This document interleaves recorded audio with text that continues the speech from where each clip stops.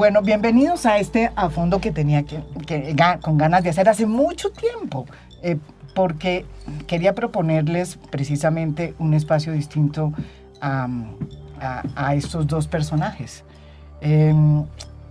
Sergio Fajardo, candidato a la presidencia en este periodo difícil, complicado, y una campaña además muy complicada donde casi no hay debates. Bienvenido aquí. Muchas gracias, Marijena. Aquí me gusta estar, ya son varias veces. Son varias veces. Yo inauguré a fondo, Ahí ¿no es estuve verdad? yo. Sí, señora. Hace 4 años, eso me acordaré todavía. Y yo dije, yo tengo que invitar a esta mujer importante que ha hecho tantas cosas, es una experta en política internacional, ha sido canciller, ha trabajado en muchísimos organismos multilaterales, de hecho trabaja todavía en uno de ellos, en la ONU, y la quería traer acá porque además fue una de las mujeres, o si no, la mujer que fue clave a la hora de finiquitar los últimos temas en el acuerdo de paz que se firmó en el gobierno de Juan Manuel Santos. Bienvenida, María Ángela Holguín. Muchas gracias, María Jimena, por esta invitación.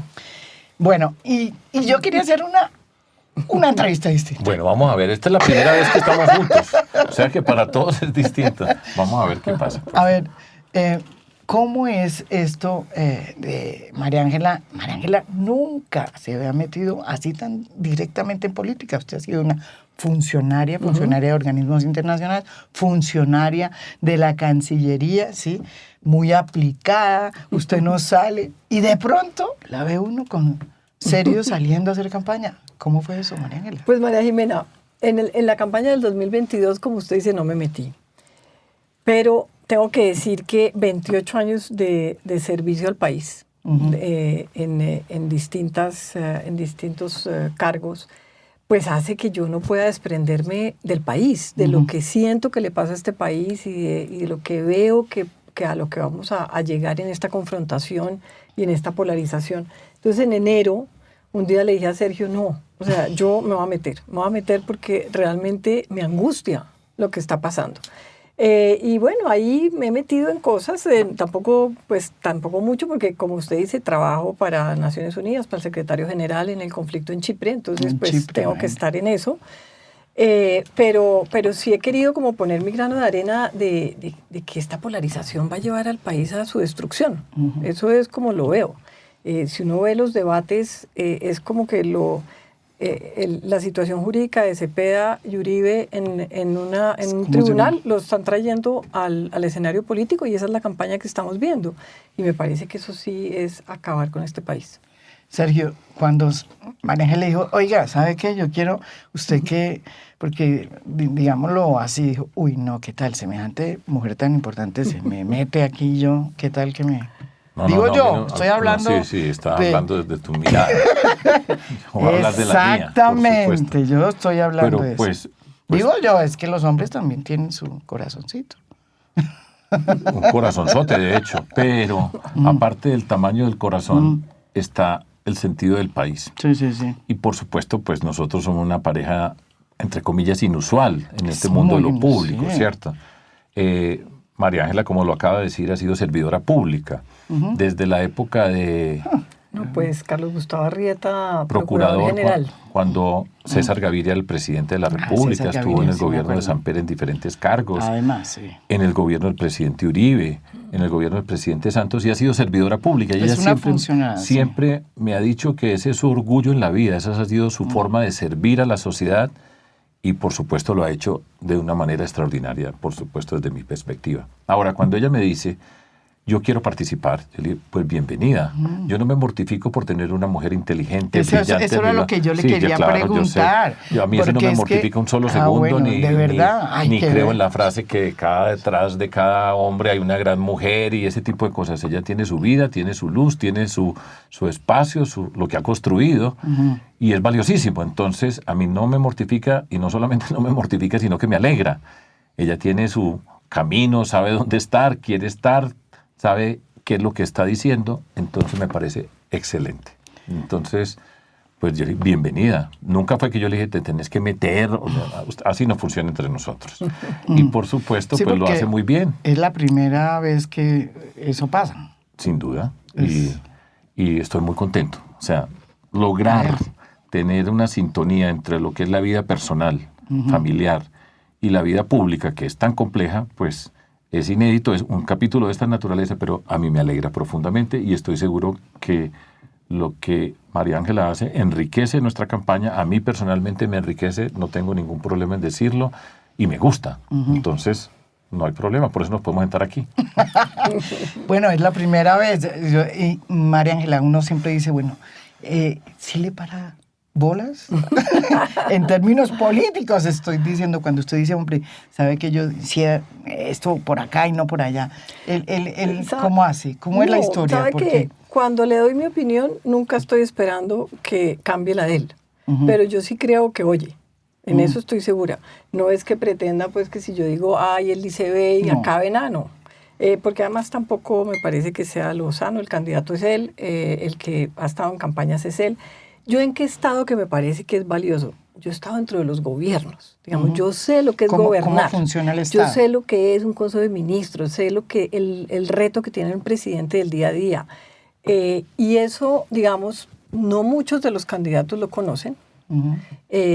Y Sergio ha sido digamos, ha tenido cargos en la administración pública, no a nivel nacional. Y yo creo que a nivel nacional uno sí ve que hay unas condiciones necesarias de un presidente que tiene que oír, que tiene que unir a su gabinete, que tiene que escoger buen gabinete. Y en Sergio, en los equipos, a mí me parece espectacular. Y siento que Sergio puede llegar a ser un excelente presidente por su forma de ser. Lo que pasa es que hay unas cosas que yo a veces le digo, bueno, esto no es tan así, ¿no? Esto es, a nivel nacional esto es distinto. Es distinto. Y hay que hablar más con políticos, y hay que meterse más con más gente, y esto hay que atraer, ¿no? Ser más... inclusivo. Inclusivo. Eso ahí a veces no estamos como tan en sintonía. Pero bueno, pero yo le digo lo que pienso y lo que ha sido mi experiencia. Y yo escucho con mucha atención. Pero una de las cosas que le dicen o le critican, Sergio, es que usted siempre es muy, bueno, en esta campaña, no en la anterior, en esta campaña ha sido muy, no quiero, digamos, no quiero hacer alianzas con prefiero seguir solo, ¿sí o no? ¿O es...? Pero yo no creo que ese sea el contexto de esta de lo que elección. María Ángela está diciendo tampoco. No, yo entiendo lo que ella me dice y repito, yo la escucho y pienso, digiero y voy acomodando y muchas de las cosas, de las sugerencias que me hace, yo las, de una manera u otra, también las he aplicado y entendido. Pero aquí la historia es distinta. O sea, esta es la tercera candidatura presidencial mía. Yo he tenido una experiencia previa como gobernante en el nivel municipal, departamental. Alcalde y gobernador. Alcalde y gobernador. Lo que dice María Ángela es cierto. Ella me da una visión también del gobierno nacional. Y es válida y es necesaria, por supuesto, para enriquecerme y para tener mejor capacidad para liderar este país. Eso está claro. Y yo lo reconozco y lo entiendo y lo aprecio. Ahora, en la discusión política, en esta campaña, nosotros venimos de lo que fue el 2022, que fue un fracaso político. En cabeza mía, porque yo fui el que ganó la consulta y yo era coalición Centro Esperanza, que yo ya he dicho muchas veces, yo no voy a hablar de eso, ni me voy a poner a hablar de otras personas, sino aprender la lección y continuar trabajando. Y ese ha sido el camino que he venido recorriendo. Cómo conectarnos, cómo recuperar el espacio que perdimos en términos políticos a partir de esa experiencia que tuvimos. Y eso significa encontrarnos con personas que han estado conmigo durante mucho tiempo, que hemos compartido una mirada, y lo quiero decir de una vez, la mirada política mía, y la que hemos construido es la de construcción de un movimiento ciudadano, cívico, con participación. Nosotros no tenemos las ataduras de un partido político, nosotros no hemos heredado nada en el sentido político, sino que hemos construido una forma de pertenecer a esta sociedad. Entonces, en todo ese recorrido, la discusión fue si participaba o no en una consulta. Yo dije que no y estoy convencido que era lo correcto. ¿Sí? Ahora, en este momento lo que nosotros tenemos que hacer... Usted ve las discusiones que se están dando los partidos políticos tradicionales, que si se van con De la Espriella, que si se van con Paloma, algunos los llevan a Cepeda. Pero nosotros tenemos que hablarle primero a una ciudadanía que está allá. Hay muchas personas indecisas. Pero yo le pregunto, en esta coyuntura, y no sé si María Ángela le dijo, fue esa la opinión, digo, si debería o no haberse hecho una consulta, un acercamiento con Claudia. Por ejemplo, Claudia estuvo acá y dijo, contó que le propuso a usted. Sí. Y usted dijo, según Claudia, no. Sí. María Ángela también estaba de acuerdo en no ir a la consulta. ¿Con Claudia? Sí, de acuerdo que no. De que no se fuera. De que no hiciera consulta con Claudia. Uno tiene que ir a una consulta, a mi modo de ver, con la gente con la que uno quiere gobernar y con la que uno quiere trabajar. Es que eso es como fundamental. Y por eso no funcionó la... Pues no sé la decisión de Sergio, pero yo, pues digamos que a mí me pareció, Claudia se portó muy mal en el 22, muy mal. Y entonces uno ya tiene como su sustico de qué va a pasar después. Pero digamos que yo, por ejemplo, eso es lo que dice María Ángela, y tal cual eso hemos hablado, o sea, esto no es que lo estoy descubriendo aquí al aire. No, de eso hemos hablado. De eso no. Pero poniendo eso a un lado, con todas las mortificaciones que hay en la política, dentro de las cosas que yo he aprendido, porque esto requiere aprendizaje, mucha paciencia, transformación, no quedarse atrapado en ciertas cosas personales que son fastidiosas, desagradables, que generan desconfianza. Que la política es así. Eso, que la política es dinámica y todo ese cuentazo, pues yo no lo creo, nunca lo he creído. Yo he creído que hay unos principios y uno actúa de manera coherente y consistente con esos principios. Yo creo que los medios son los que justifican el fin y de esa manera he actuado. Hay gente que entonces me dice testarudo, lo que sea, pero yo he vivido de acuerdo a esa forma y por eso estoy aquí hoy. Y por eso estamos preparados para gobernar este país, porque tenemos que romper con esa estructura política que nos ha gobernado y que nos lleva a esta confrontación en que estamos. Entonces yo consideraba que la participación en la consulta no era benéfica para una construcción ciudadana más amplia, como creo que se necesita Colombia y por la cual estamos luchando. Las campañas en las consultas están asociadas con la elección al Congreso, van pegadas. Y la elección más difícil que hay en Colombia es la elección de congresistas, donde se mueve la cantidad de recursos, plata, todo lo que usted quiera.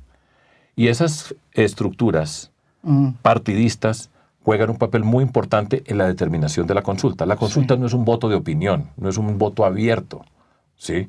Entonces, ¿qué le pasó, por ejemplo, a Roy Barreras? Él pretendía tener una maquinaria asociada con el pacto histórico.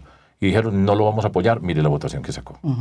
Claudia no tiene hoy una estructura, una maquinaria, un partido, porque ella se salió del Partido Verde, y mire la votación que sacó. Y entonces mire lo que pasó con la consulta asociada con la llamada Gran Consulta, el papel de Paloma Valencia, que hace la campaña al lado del presidente Uribe, que no tiene nada de raro, es que ese es su partido, esa es su forma como ha estado en esta sociedad y por eso está luchando. Y por eso esa expresión del mundo asociada con la figura del expresidente Uribe, que ha sido la figura más importante de la política en este siglo en Colombia. Entonces sacó una votación que sin duda estaba apoyada en el poder del Centro Democrático. El presidente Uribe era candidato físicamente, estuvo en todos los territorios de la mano. Uribe es mi papá. Y entonces usted ve la votación.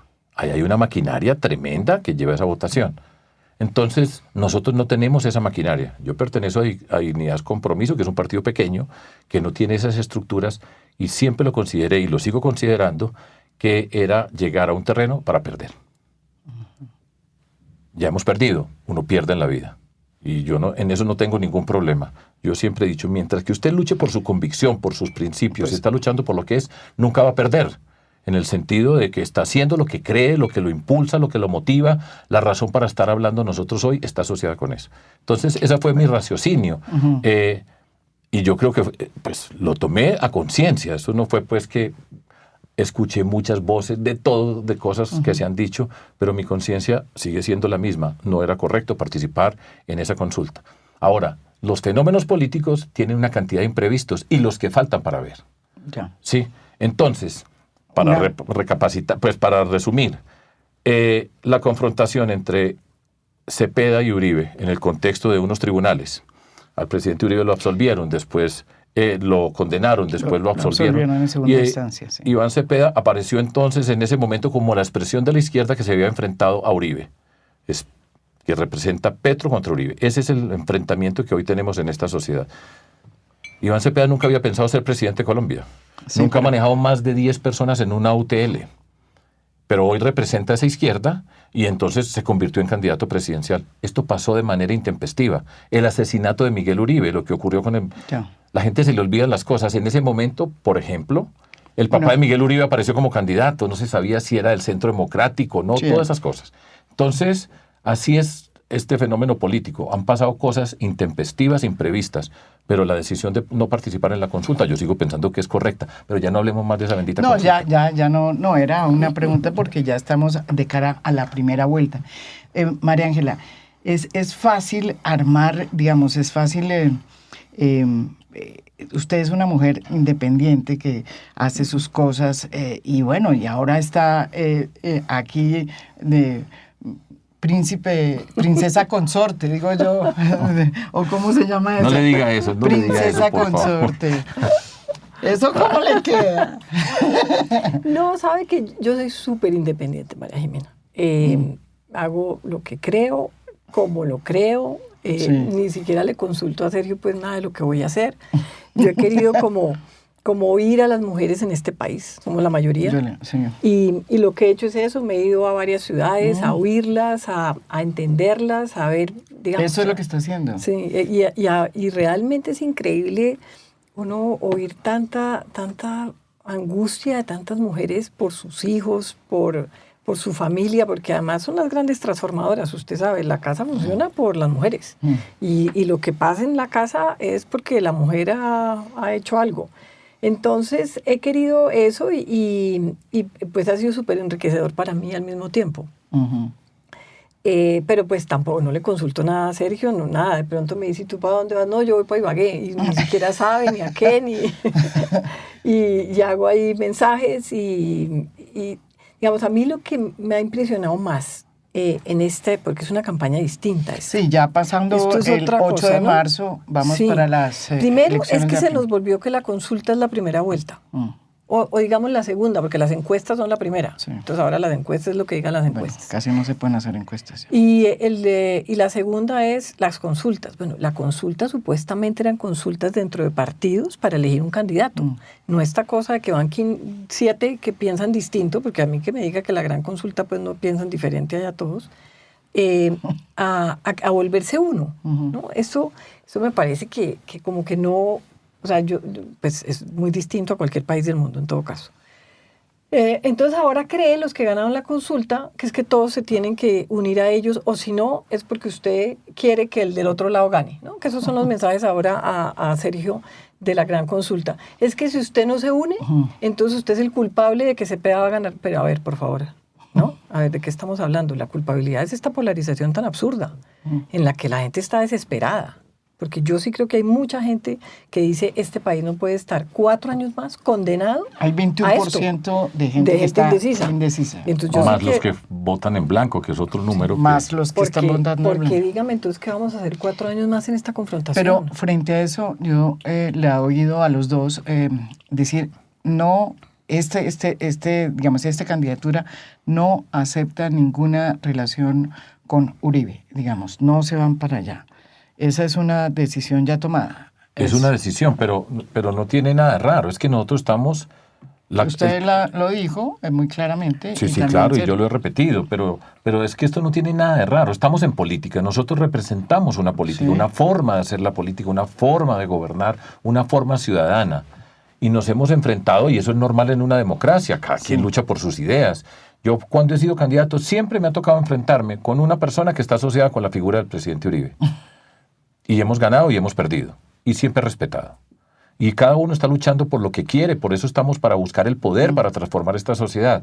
Entonces, en este contexto, pues la historia reciente nos muestra cómo el presidente Uribe, asociado con la figura del presidente Uribe, pues el presidente Uribe gobernó 2 periodos. El presidente Santos, con quien nos enfrentamos, y María Ángela trabajó con el gobierno del presidente Santos, nos enfrentamos cuando yo era candidato a la vicepresidencia con Antanas Mocus, pues ganó porque era el de Uribe. Ya después tuvieron todas esas discrepancias. Y Duque ganó porque era el de Uribe. Y han gobernado. Y nosotros hemos luchado para gobernar y gobernar de una manera diferente.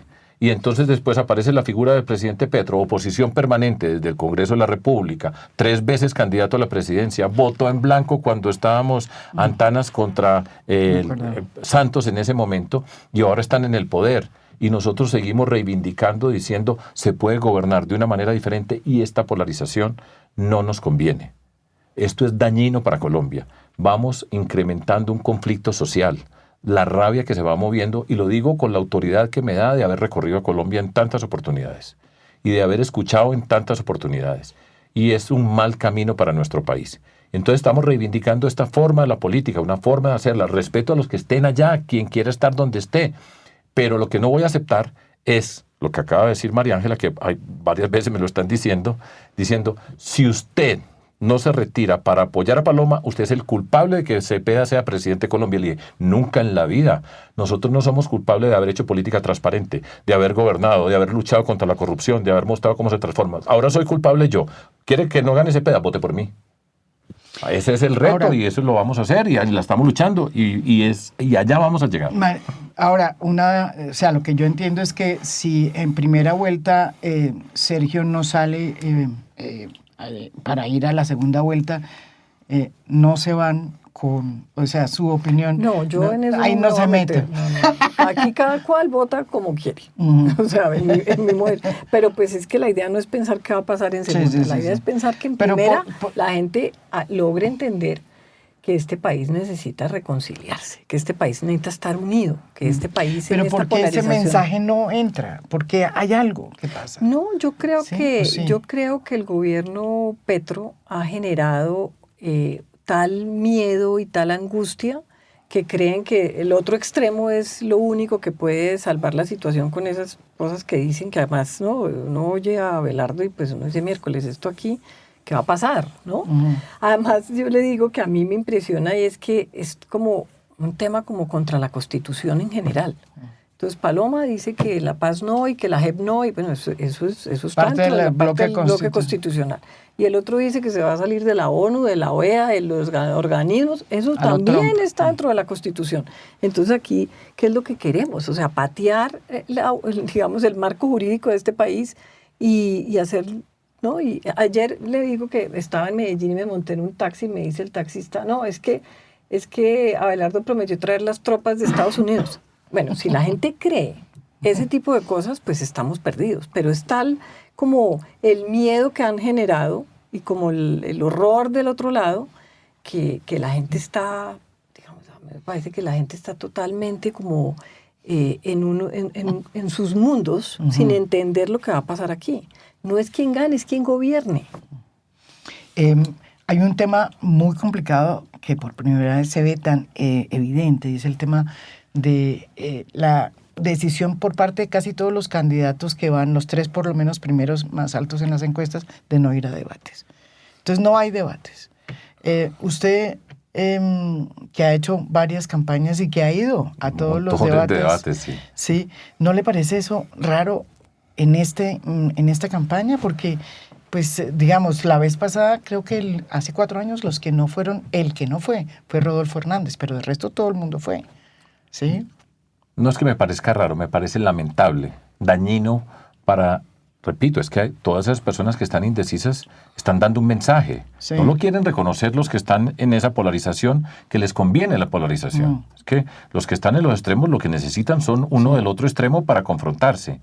Pero todavía hay mucha gente que no ha decidido y que están ahí, que están esperando, y que muchas personas deciden faltando 1 semana, 2 semanas, y ya hemos visto muchos eventos políticos donde cambia el mundo. María Ángela ha citado permanentemente el ejemplo de Portugal recientemente, lo que pasó en Bolivia, por ejemplo, con respecto a las elecciones. Muchas cosas pueden pasar. Canadá. Ahora, yo quiero reiterar y asociar algo con respecto a lo que estaba diciendo María Ángela, con respecto al tema de la Constitución.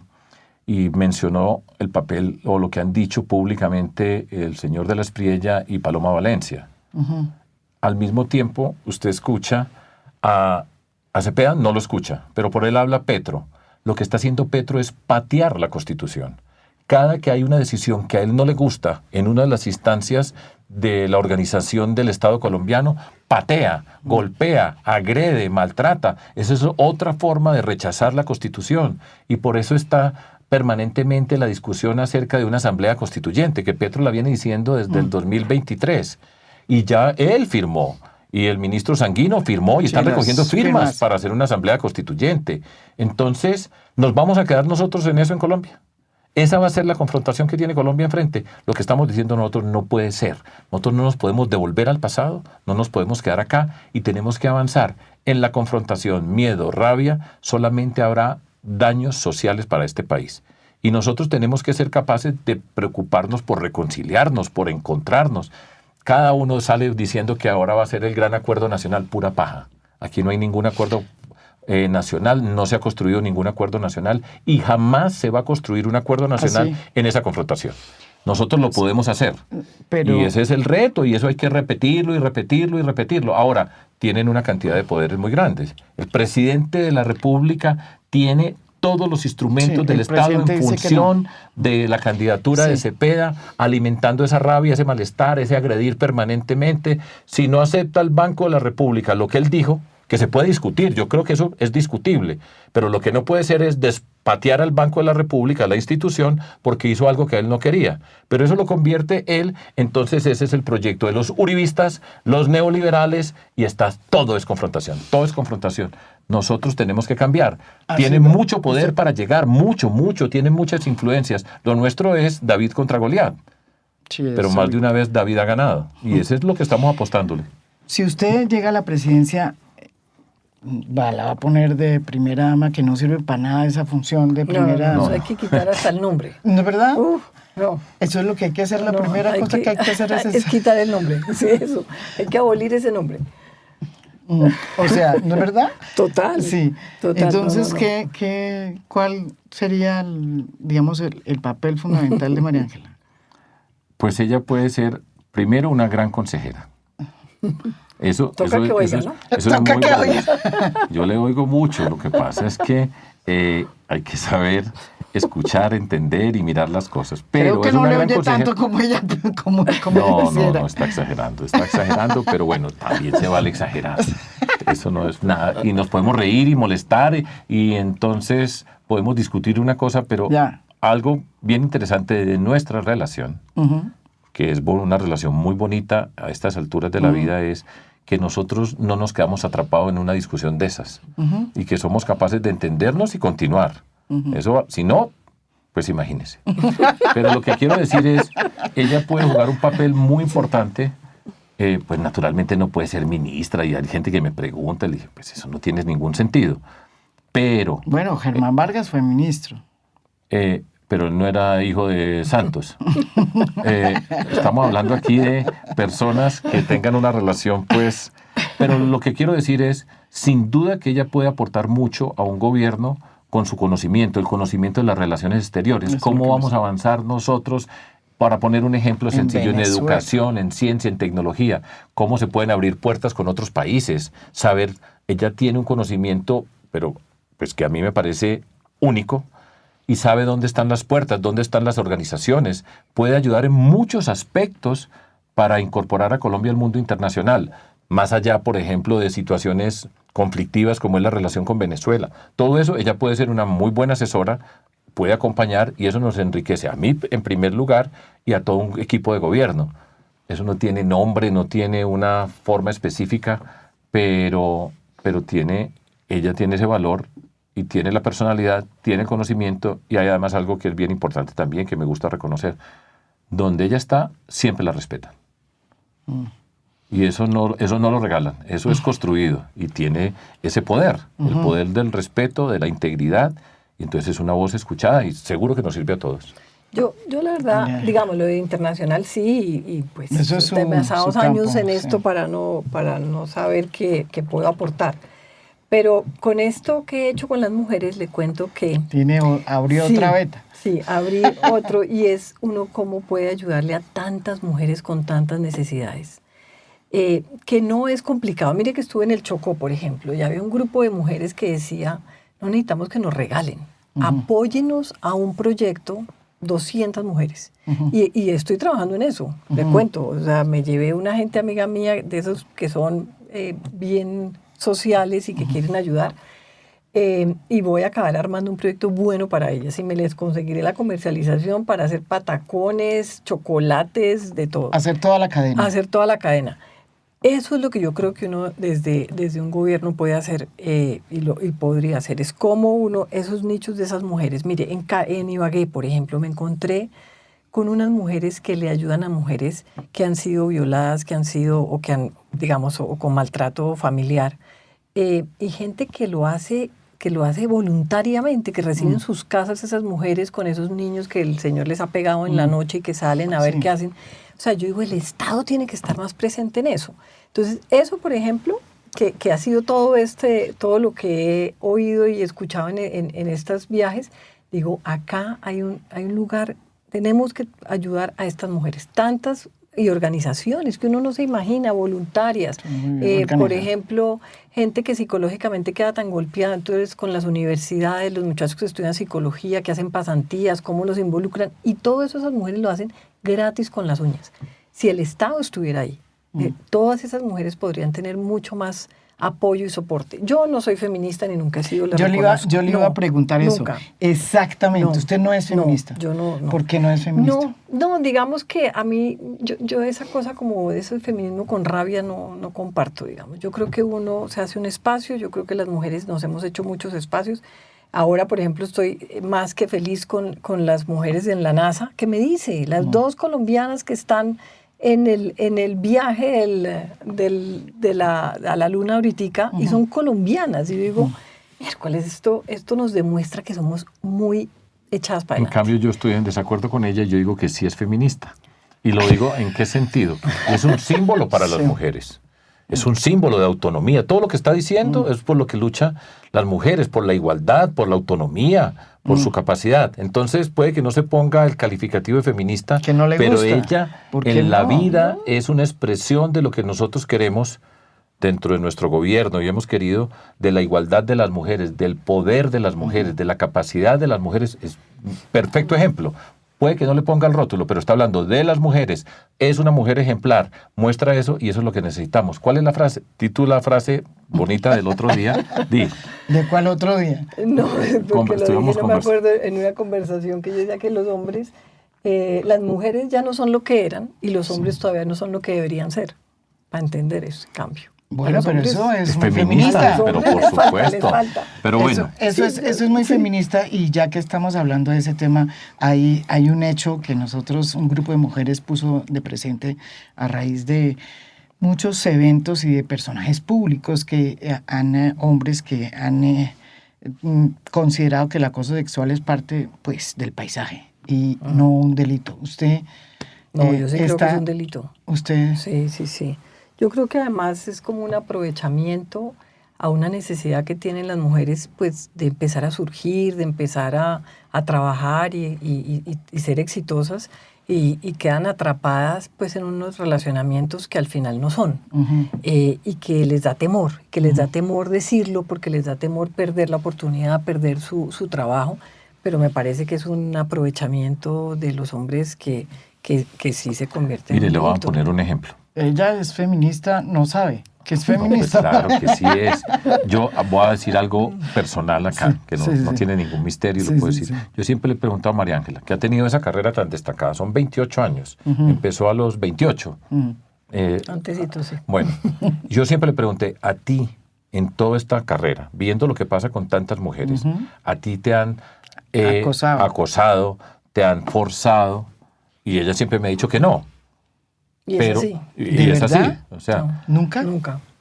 Cuenta una anécdota aquí que a mí me encanta, para que vean lo que es una feminista Sí, a ver. Pero le voy a decir que cuente una anécdota, porque todo esto lo hemos conversado y lo puedo hacer público porque me gusta y no tiene ningún misterio. Hay parte de la vida privada que está ahí, yo creo que hay una parte secreta que cada uno de nosotros se llevará para donde se vaya a ir. La de Argentina, cuenta esa. Bueno.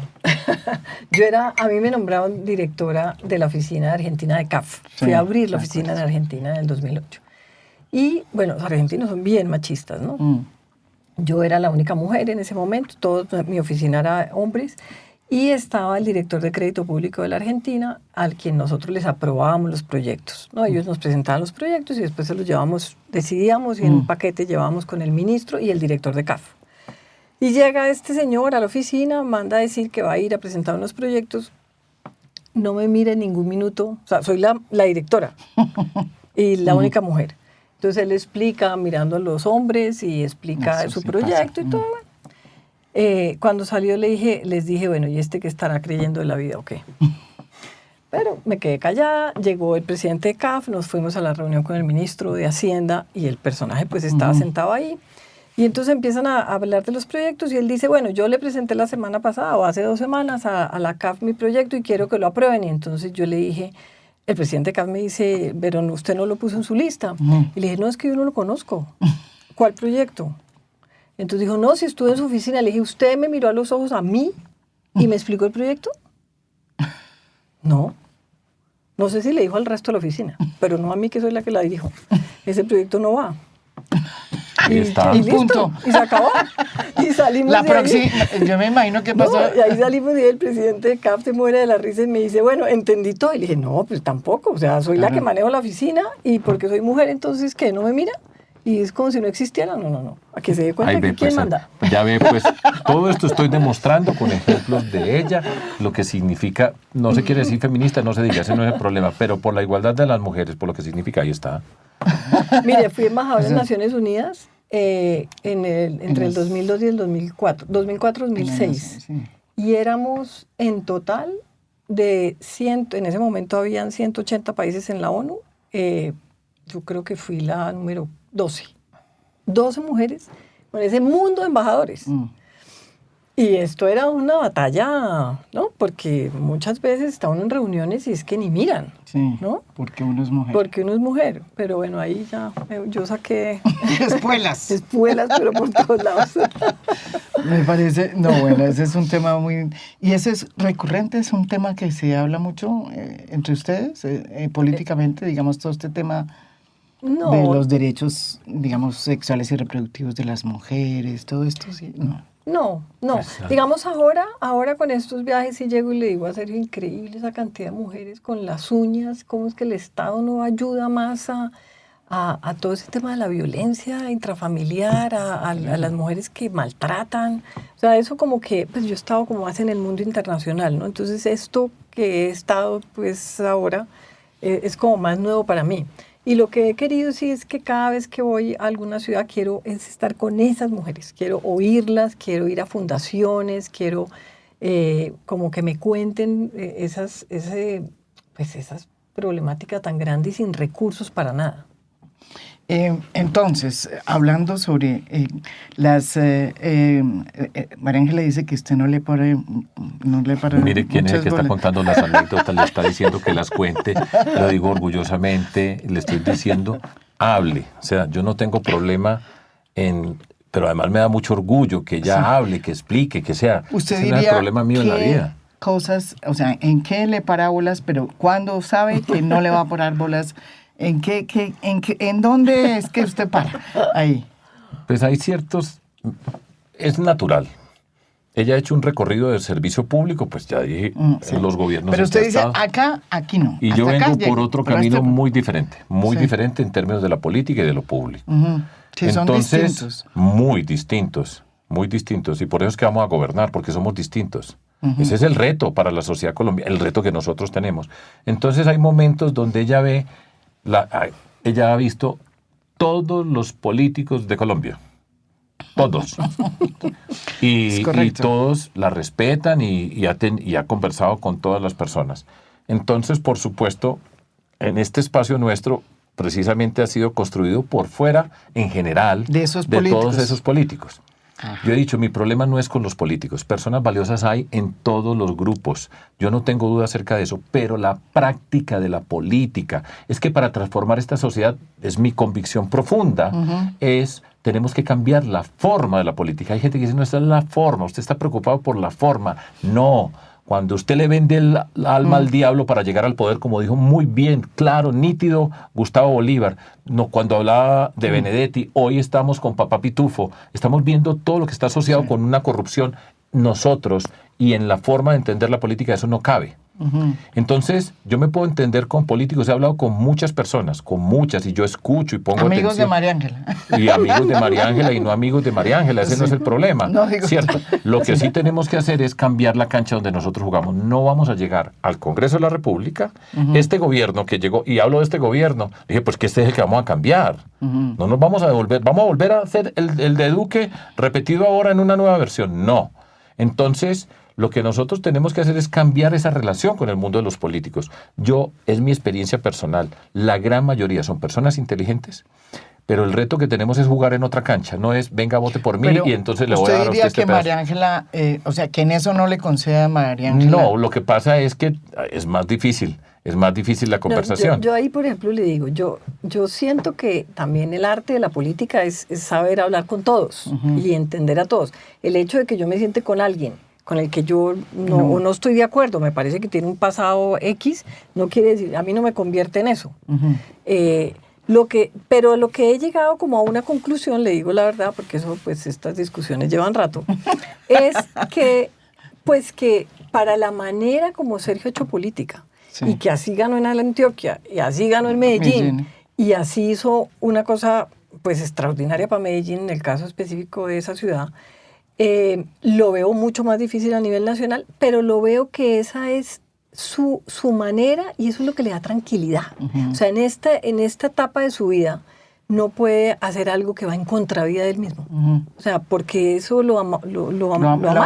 Lo amarga. Él está cero amargado. Cuando Claudia López dice que está amargado, cero amargado. Amargado estuviera si le toca hacer una política en la cual nunca ha creído. Porque es que él nació con las ideas, con mocus, con hacer una política distinta, con creer en el poder de la ciudadanía, no en el poder de los políticos.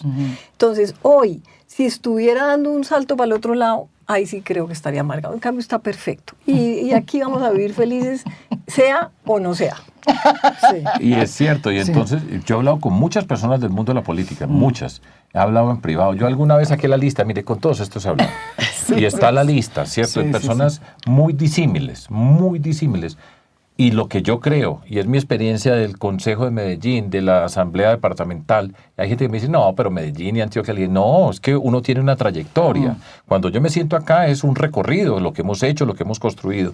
Entonces, yo creo que la mayoría de las personas que están ahí, con ellas podemos trabajar. Yo no tengo problema en trabajar con ellas, pero cambiamos en otra cancha. No va a ser de que para que usted vote un proyecto que nosotros tengamos, le vamos a dar unos contratos, le vamos a dar una plata para que usted se vaya para su pueblo, le diga al alcalde, mire, esta vía se va a hacer, la va a hacer este que está acá, esta parte me toca a mí y a usted le toca. No, bueno, y la corrupción es un cáncer gigantesco en Colombia y lo estamos viendo. Y entonces, en este gobierno hemos descubierto el San Torres. ¿Cuántos contratos? No conozco ningún Torres, estoy hablando de lo que está ahí. Yo no estoy hablando de cosas personales. ¿Cuántos contratos tienen? ¿Cómo están entregando a dedo? Mire todo lo que van descubriendo todos los días. Mire el lío de los pasaportes hoy, que además oyendo pues que es un tema de una contratación toda trucha que hizo Luis Gilberto Murillo. No, o sea, eso es increíble. Los pasaportes funcionaban perfecto. El CITAC funcionaba perfecto. Lo instalaron en el 2009, nosotros lo crecimos en el 2011. Todos los trámites de todos los colombianos estaban por el CITAC. Ahora resulta que se los hackearon. ¿Cuál se los hackearon? Es que no han hecho nada. Hicieron un contrato malo.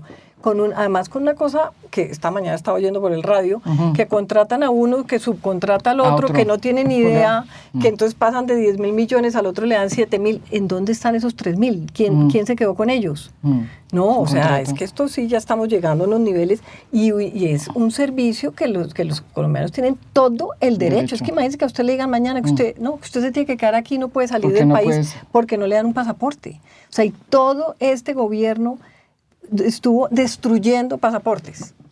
¿Sí o no? Sí. Empezamos con Álvaro Leiva, después siguió Murillo, después siguió Laura Sarabia, y ahora esta señora pues que nada le importa y que todo lo firma. Sí. Pero es una cosa inaudita, o sea, todo es por robar.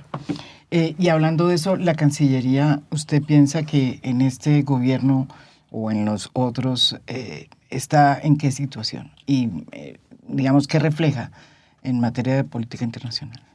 No, yo creo que ellos están, digamos, una destrucción de lo que era llamémoslo en el buen sentido de la palabra, porque burocracia también es en el buen sentido de la palabra, es una construcción de un equipo humano en donde se basa en la carrera diplomática, pero también mucha gente que trabaja en la Cancillería muy buena, porque la Cancillería no es el cóctel que el señor Petro cree. La Cancillería es ser uno formado en temas, es poder estar sentado en cualquier escritorio, en cualquier reunión en el mundo, y que la gente que esté sentada sepa, ¿no? Sí, claro. Esa gente acabaron con todo el mundo. En enero sacaron a 150 personas de servicio administrativo. Usted sabe, María Jimena, en esas embajadas que las personas que perduran son los administrativos, son las que conocen, son las que saben, las que saben a dónde hay que ir. Bueno, sacaron a todo el mundo para nombrar gente antes de la ley de garantías. Eso lo que hace es destruir el servicio. En la Cancillería sacaron la mitad de la Cancillería o más. Yo no sé cuántos contratos hizo Luis Gilberto Murillo. 400, hablan de una cosa totalmente absurda. Y entonces usted ahí, ¿qué es lo que pasa? La Cancillería, si la gente no conoce los temas, pues a usted no le creen cuando está sentado, por más de que diga Colombia y se lea un discurso. Esos son que usted tiene que demostrar que hay conocimiento, que hay capacidad, que hay posturas firmes. Eso dejó de existir. Sergio, ¿cuándo se pelearon por política? ¿Se han peleado por política? Es que lo pregunto porque todos los colombianos nos estamos peleando por política. y viendo, o sea, se lo pregunto porque todos, o sea, yo vengo de una reunión en donde amigos desde hace mucho tiempo nos estamos peleando por política. Y ustedes que son una pareja política, nunca se han peleado por política. Pero mire, nosotros somos una pareja, pues, rara. Ya está visto acá, pero estamos en otro momento de la vida también. Y nosotros sabemos tramitar las diferencias. No me diga eso, sí, me parece muy bien. Eso, y no, pues ya ve la personalidad de ella y la personalidad mía. O sea, si nos vamos a la confrontación, no salimos de ahí. Pero sabemos entendernos, sabemos respirar profundo, tome un poquito de distancia y la vida continúa. Pero repito, eso que estoy diciendo no es tan fácil. ¿Sabe pues. que ha ayudado mucho? Que está dedicado desde hace como 2 años a leer libros de estoicismo. Eso entonces ayuda. Eso nos super ayuda. Es súper carreta de ella, pero bueno, ahí se quiere lucir con eso que está diciendo ahí. Pero lo que le estoy diciendo, lo que yo le voy a decir, qué es lo que leo yo y qué es lo que hago, para que quede claro. Yo soy profesor de liderazgo público en el TEC de Monterrey, una gran universidad, pero tremenda universidad. Y tengo esa posición de liderazgo público. Y me he hecho el esfuerzo de revisar todo lo que yo he aprendido en este recorrido desde que entré a la vida pública. Pero cada uno entra con su equipaje. Claro. Yo vengo de otro mundo. Eso no me hace mejor ni peor, pero me hace diferente. Eso está clarísimo también. De un mundo distinto del de María Ángela. El de María Ángela y en general de la política. Recuerden que Antanas Mocus era el rector de la Universidad Nacional y entró a la política. Yo vengo, era profesor de los Andes y de la Nacional y entramos a la política grandes. O sea, no fue que crecimos al lado de mentores políticos viendo cómo se hace política. Yo nunca vi la política que supuestamente se debe hacer, la de tragar sapos y todas esas cosas. ¿Cuál? Nunca he visto tragar un sapo, ni me he tragado ningún sapo. María Ángela sí. No, pero digamos que mi mentor era Rodrigo Pardo. O sea, yo vengo de otro mundo.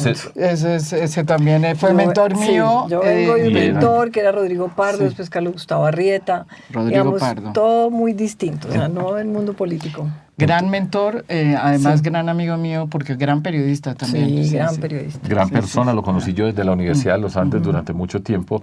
Entonces, en todo ese recorrido, pues cada uno tiene su forma de entender las cosas. Y siendo profesor de liderazgo público, me ha permitido a mí reflexionar, entender qué ha pasado, entender formas del poder. ¿Lees? No, yo lo que he hecho, lo primero es hacer una reflexión acerca de mi experiencia personal, que es distinta. Esta experiencia personal no la encuentro en un libro. Hay muchas biografías, formas de líderes. De hecho, liderazgo público del poder hay muy poco. Hay liderazgo empresarial, hay todo tipo de cosas, pero hay algo que es bien importante y es las competencias emocionales. Eso es fundamental. La inteligencia emocional. La inteligencia emocional que hace parte y tiene que ser parte hoy del proyecto educativo. Desde la primera infancia, el tema emocional es muy importante. Cuando nosotros estábamos en el colegio, de eso no se hablaba. Eran las competencias cognitivas que se necesitan. Pero las competencias emocionales son muy importantes. Y después de hablar de esto, pensar, reflexionar, digo yo, aquí hay un punto muy importante. Y empieza por conocerse cada uno. cómo reaccionamos nosotros ante las cosas que nos pasan en el mundo. Entonces, yo repaso mi vida y cómo he reflexionado y qué me ha faltado, dónde me he equivocado. Y entonces, si usted empieza a conocerse más y sabe cómo reacciona ante las cosas que están pasando, se puede controlar.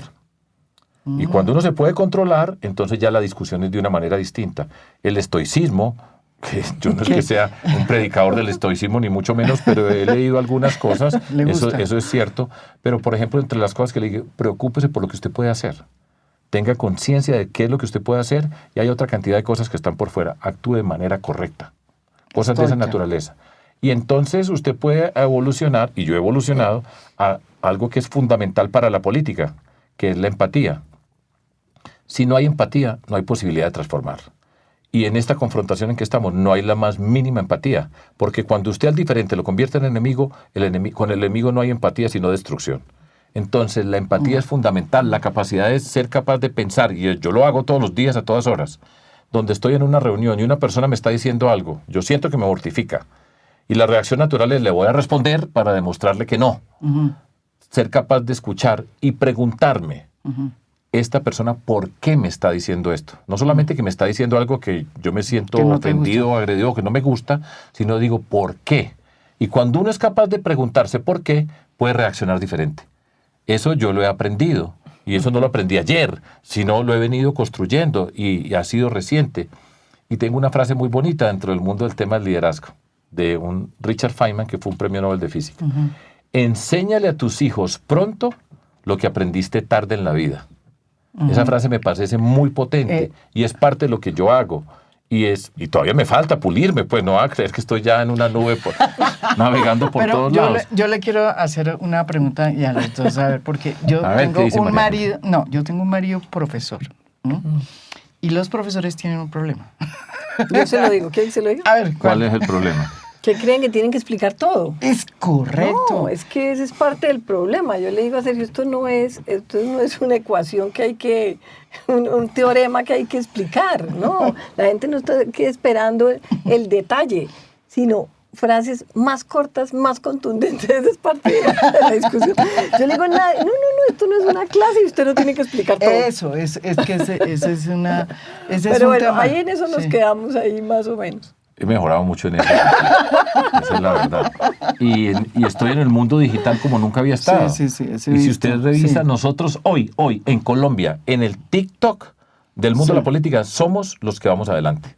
Y en TikTok, y yo he trabajado con un muchacho, aquí está uno, Jessica, que a mí me han enseñado. Yo no tengo problema en aprender y me da curiosidad.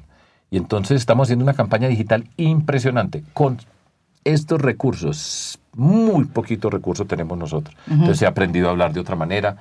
Naturalmente, es cierto, la tendencia natural de un profesor es a explicar, y un matemático más, porque el matemático dice, vamos a entender el problema. Y hacer largas explicaciones. Y entonces va explicando hasta llegar a la solución. Sí, no, es así. Ahora hablemos bien de los profesores. Y empecemos a decir, por ejemplo, ¿qué significa ser un buen profesor o una buena profesora? Para mí, una característica, hay varias. Sacar lo mejor de las personas. Que va en contravía de sacar la rabia. Es que sacar la rabia es muy fácil. Usted con un insulto destruye una persona, destruye una relación. Saque lo mejor, que tiene que ver con la empatía, saque lo mejor de las personas. Un buen profesor, una buena profesora es la que tiene un estudiante y a cada uno le puede encontrar un camino para que avance. Y eso trasladado a esta sociedad es la capacidad de reconciliarnos, de poder construir, poder transformar. Entonces entiendo mi papel de profesor y es una forma de vida además. Sí. Mire que en ese tema de la empatía, el cómo escoger la fórmula vicepresidencial era importante. Porque uno tiene que estar con alguien que le genera empatía.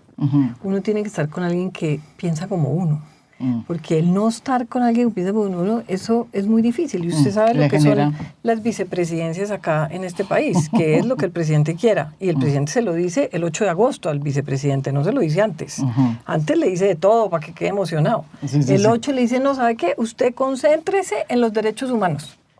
Pacho Santos, no vayamos tan lejos. ¿No? Y usted concéntrese en esto y no más. Pues porque eso es la vicepresidencia en este país. Pero si uno tiene una empatía suficiente con esa persona con la que está trabajando, pues esa persona puede hacer más cosas. Y en la escogencia de Sergio, cuando escoge, eso es fundamental. Claro que sí.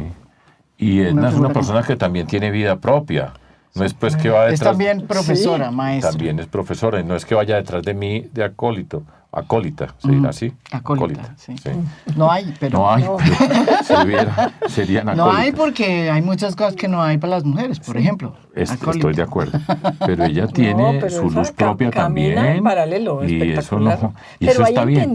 Pero hay estamos unidos alrededor de una forma de entendernos en este mundo y de ser parte de este mundo. Entonces, podemos trabajar. O sea, yo no vengo aquí a una confrontación con una persona que sea vicepresidente. El presidente es el que traza la línea, gústele al que le guste. Pero tiene que ser así, pues es normal. Y para eso, para ser un líder, pues buena parte de la condición de ser líder es arme los equipos. ¿Usted cree que una persona como el señor Iván Cepeda o Paloma Valencia, independientemente de sus condiciones personales, yo nunca entro a ese terreno, que nunca han armado un equipo? ¿Cómo van a armar un equipo para hacer la transformación del Catatumbo? ¿Cómo usted puede contar personas de diferentes ministerios? Yo voy a trabajar con alcaldes y gobernadores y con todos voy a trabajar y voy a romper con esta calamidad que está haciendo este gobierno, que no habla con los alcaldes, que no habla con los gobernadores, que no siente que son amigos, y entonces está dejando a una cantidad de personas por fuera de la acción del Estado.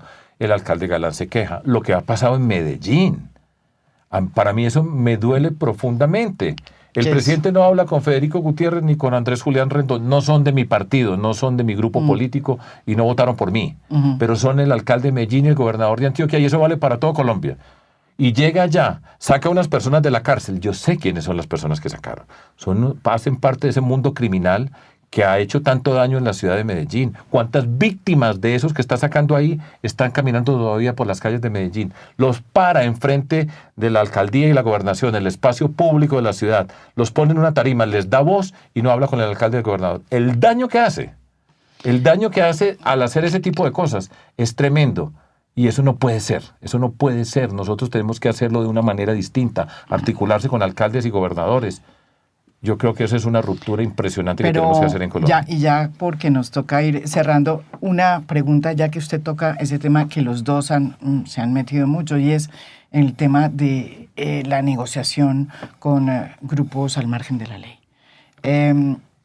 La Paz Total ha tenido muchísimos errores garrafales, pero el próximo presidente o presidenta va a tener que enfrentar no solamente una estrategia pues, de seguridad, con una estrategia de seguridad, el fenómeno nuevo, pero también, inevitablemente, las posibilidades de abrir negociaciones, porque eso está ahí sobre la mesa. Mire, María, ¿Cómo es que no sé si tú quieres digo yo, a mí, digamos, me acuerdo suyo, usted llegó a La Habana y además usando, digamos, una estrategia distinta, usted logró cerrar ese acuerdo.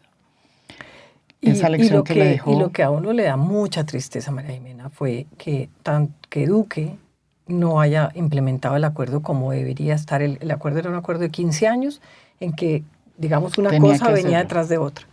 No solamente no hizo nada, no implementó, hizo algunas cosas en cuanto a la reintegración, cuando Archila. Emilio Archila, sí. Pero nada más. Y este gobierno, que yo le digo la verdad, yo creí que sí iba a hacer algo en la implementación del acuerdo, porque ese acuerdo era fundamental para cualquier otra cosa que venía detrás. Y no hizo nada. Nada es nada. O sea, la implementación de ese acuerdo es inexistente. Ha comprado tierras, más que los otros gobiernos. Bueno, pero porque ahora así hacen campaña, ¿no? No porque crea mucho en el acuerdo.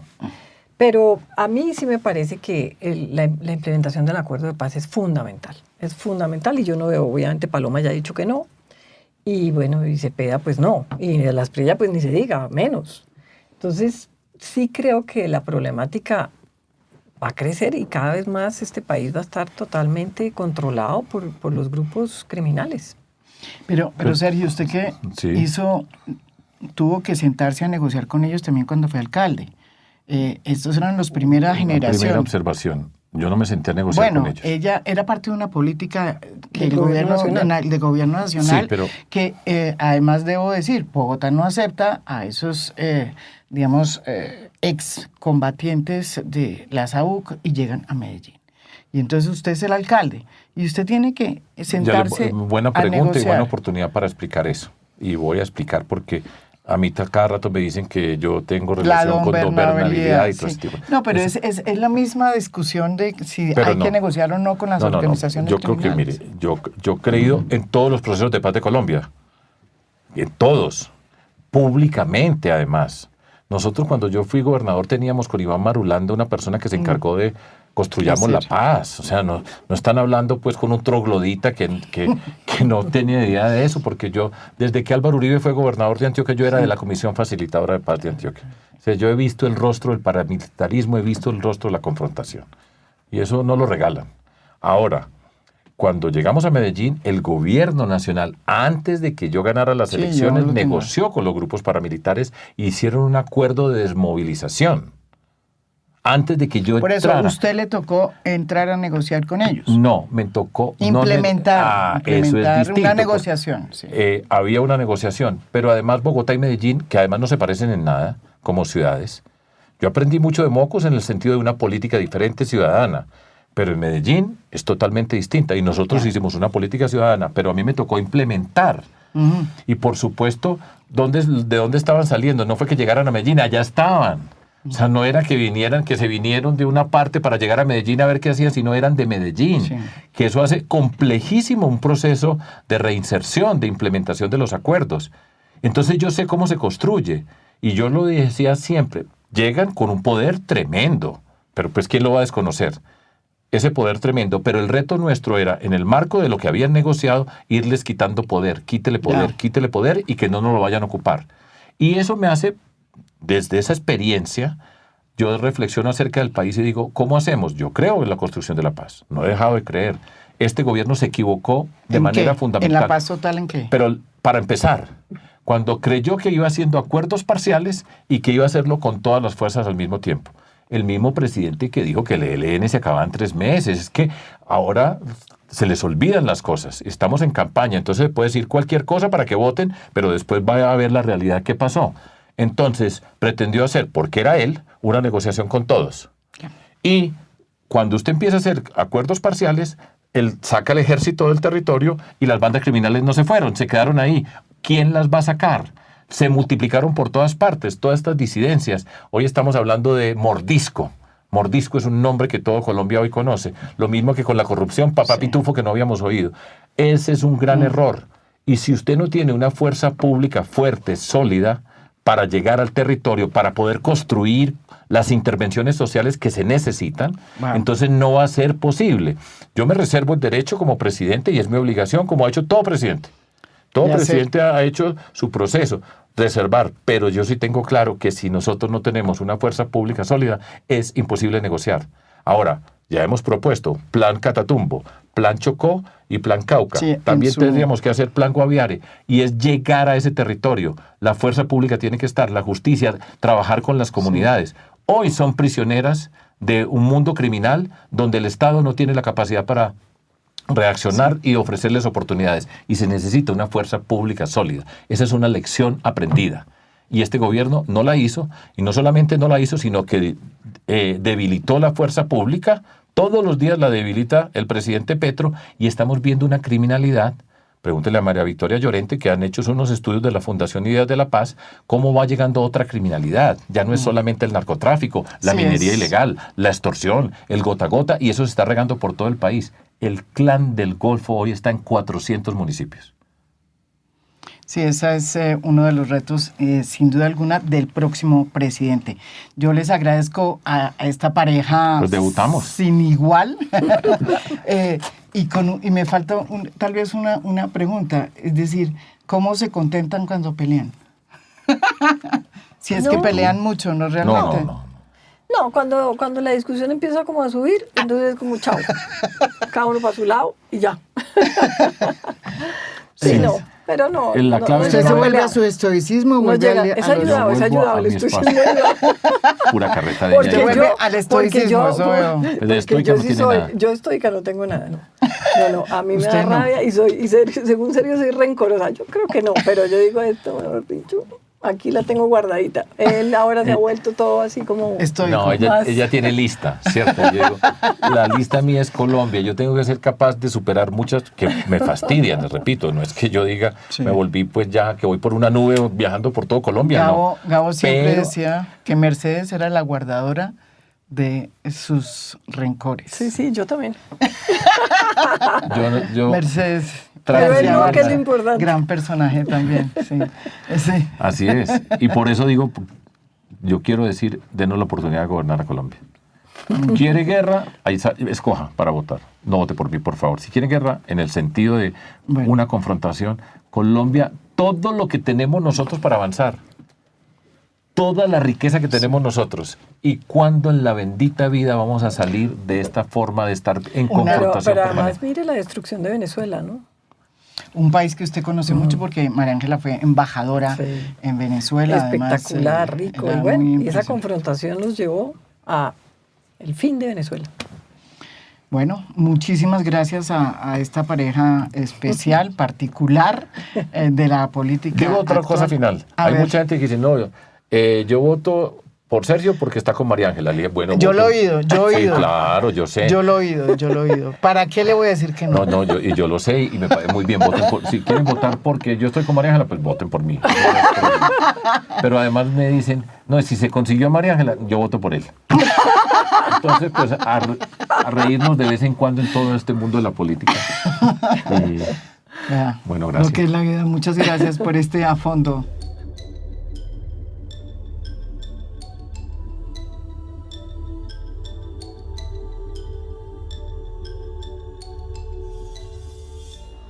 A Fondo es un podcast producido por Mafialand. Producción general, Beatriz Acevedo. Producción de audio, Santiago Acosta López.